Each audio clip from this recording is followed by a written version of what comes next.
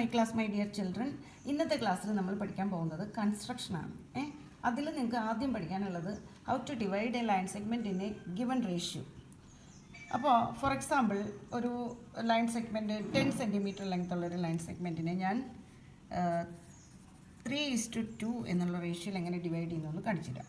നോക്കൂ, അതുപോലെ അതിൻ്റെ ജസ്റ്റിഫിക്കേഷനും ഒന്ന് മനസ്സിലാക്കണം കേട്ടോ. 10 സെൻറ്റിമീറ്റർ ഫസ്റ്റ് വരയ്ക്കുക, റൂളർ എടുക്കുക, സ്കെയിൽ എടുക്കുക. റൂളർ എന്ന് പറഞ്ഞാൽ സ്കെയിലാണ്. 10 സെൻറ്റിമീറ്റർ കറക്റ്റ്. നല്ല ഷാർപ്പ് പെൻസിലായിരിക്കണം കേട്ടോ. ദെൻ ഒരു ഇതിൻ്റെ പേര് AB. ഇനി എന്ന് ഇങ്ങോട്ടൊരു അക്യൂട്ട് ആംഗിൾ വരയ്ക്കാം. ഇവിടെ നിങ്ങോട്ട് അക്യൂട്ട് എന്ന് പറഞ്ഞാൽ ബിലോ 90. ഇവിടെ താഴേക്കും വരയ്ക്കാം, അല്ലെങ്കിൽ ഇങ്ങനെ മേളിലേക്കും വരയ്ക്കാം, നോ പ്രോബ്ലം. ഞാനിപ്പോൾ താഴേക്ക് വരയ്ക്കുകയാണ്. ഒരു റേ AX വരയ്ക്കുക.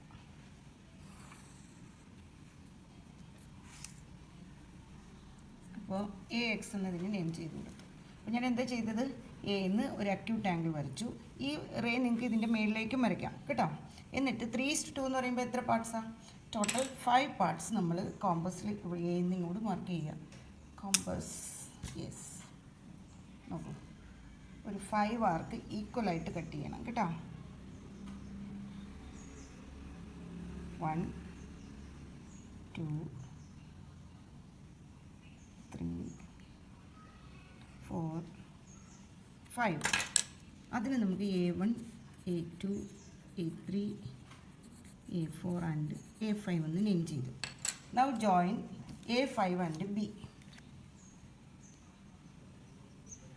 കൺസ്ട്രക്ഷൻ ചെയ്യുമ്പോൾ ശ്രദ്ധിക്കേണ്ട ഒരു കാര്യം, എന്തെങ്കിലും ഒരു മിസ്റ്റേക്ക് വന്നാൽ ഒരു കാരണവശാലും എറേസർ എടുത്തിട്ട് മായ്ക്കരുത്. ഒരു വെട്ട് കൊടുത്തിട്ട് അടുത്തത് കൺസ്ട്രക്ട് ചെയ്യുക. ഓക്കെ, ഇനി അടുത്ത് ചെയ്യേണ്ടത്, അപ്പോൾ നമുക്ക് ഈ AB എന്നുള്ള ലൈൻ സെഗ്മെൻറ്റ് 3:2 എന്നുള്ള റേഷ്യോയിലാണ് ഡിവൈഡ് ചെയ്യേണ്ടത്. ഇനി ചെയ്യേണ്ടത് ഈ ആംഗിള് ഈ A3യിൽ കൺസ്ട്രക്ട് ചെയ്യുക. ബിക്കോസ് നമ്മളിതിനെ 3:2 എന്നുള്ള റേഷ്യോയിൽ ഡിവൈഡ് ചെയ്യുന്നതുകൊണ്ടാണ്. അപ്പോൾ സെയിം ആംഗിൾ കൺസ്ട്രക്ഷന് വേണ്ടത് ഇത് തന്നെയാണ്. ഏതെങ്കിലും ഒരു റേഡിയസിൽ ഒരു ആർക്ക് വരയ്ക്കുക. അതേ ആർക്ക് നമ്മൾ എവിടെ വരയ്ക്കുക? A3യിൽ വരയ്ക്കുക. ഓക്കെ, ദെൻ ഈ മെഷർമെൻറ്റ് ഇത് തന്നെ, ഈ ഡിസ്റ്റൻസ് എടുക്കുക. ഇത് ഇവിടെ വന്നിട്ട് ഇതിൽ വെച്ചിട്ട് ഈ ആർക്കിനെ കട്ട് ചെയ്യാം. ഓക്കെ, എന്നിട്ട് ഈ A5Bക്ക് ഈ ലൈനിന് പാരലായിട്ട് A3ന്ന് ലൈൻ വരയ്ക്കുക. കറക്റ്റ്. ഓക്കെ ഓക്കെ, അപ്പോൾ ഇതിൻ്റെ ജസ്റ്റിഫിക്കേഷൻ എന്താണെന്ന് നോക്കൂ.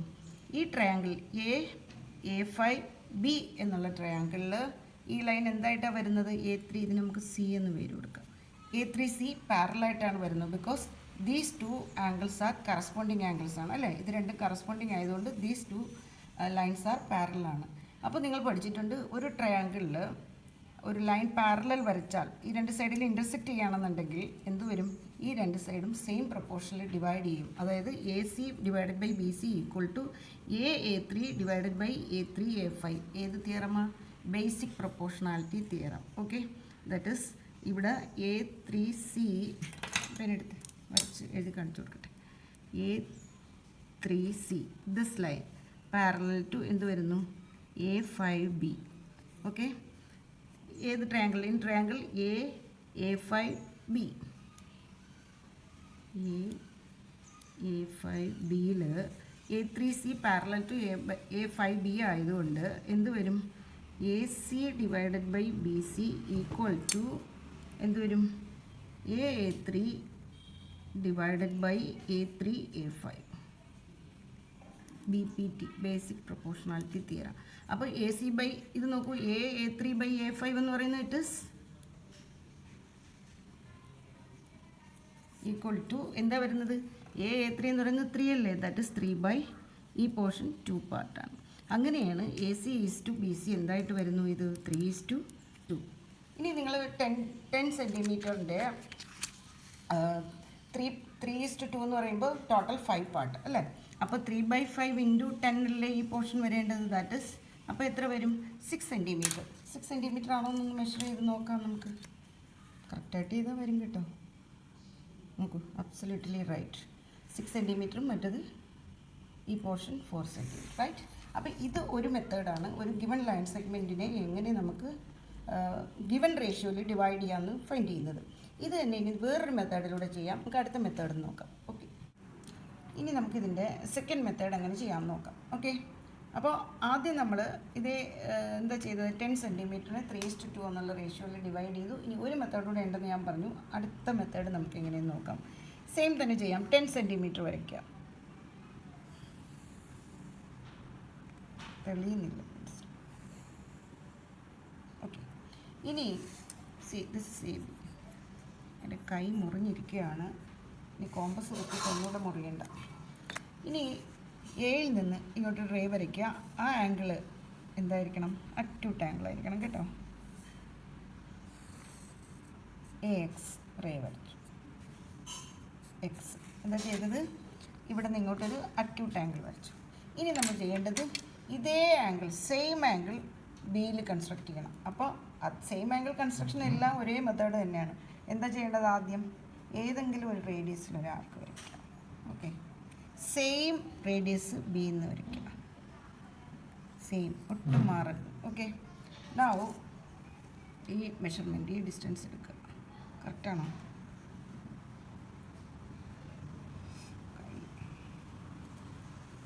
എന്നിട്ട് ഇവിടെ നിന്നോട്ടൊരു ആർക്ക് കട്ട് ചെയ്യുക.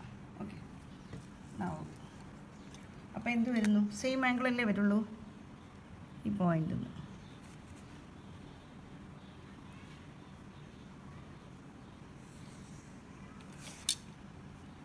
അപ്പോൾ ഇത് AX എങ്കിൽ നമുക്കിതിന് BY എന്ന് പേര് കൊടുക്കാം. ഓക്കെ, അപ്പോൾ നമ്മളിപ്പോൾ എന്താ ചെയ്തത്, ഈ ആംഗിളും സെയിം കൺസ്ട്രക്ട് ചെയ്തു. അപ്പോൾ നോക്കൂ, ഈ രണ്ട് ലൈനും പാരലാവും. Why? Because these are alternate angles ആണ്. ഇനി നമ്മൾ 3:2 എന്നുള്ള റേഷ്യോയിൽ, ഇത് ടോട്ടൽ 10 സെൻറ്റിമീറ്റർ ആണ് കേട്ടോ. 2 അല്ല 3:2 എന്നുള്ള റേഷ്യോയിലാണ് ഡിവൈഡ് ചെയ്യാൻ പോകുന്നത്. അപ്പോൾ നമ്മൾ ചെയ്യേണ്ടത് AXൽ 3 ഈക്വൽ പാർട്ട് മാർക്ക് ചെയ്യുക. ഓക്കെ, 1 2 3.